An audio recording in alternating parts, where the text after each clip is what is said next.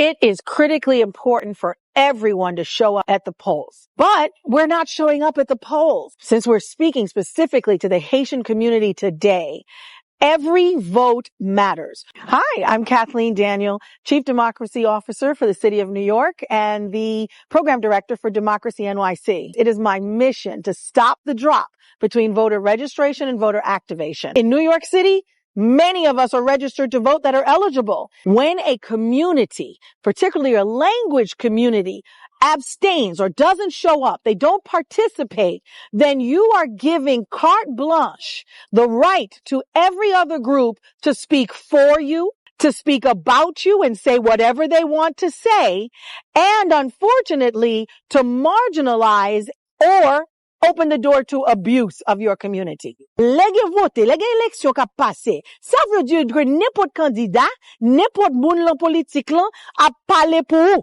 Parce que pas voter ou pas paraître pour moun yo tande voir. N'importe ça yo vle fait, n'importe ça y a dit sur le peuple haïtien, y a fait quand même parce qu'on pas là pour dire c'est pas ça, c'est pas comme ça. Et laisse ça passer, ouvrir porte pour abus.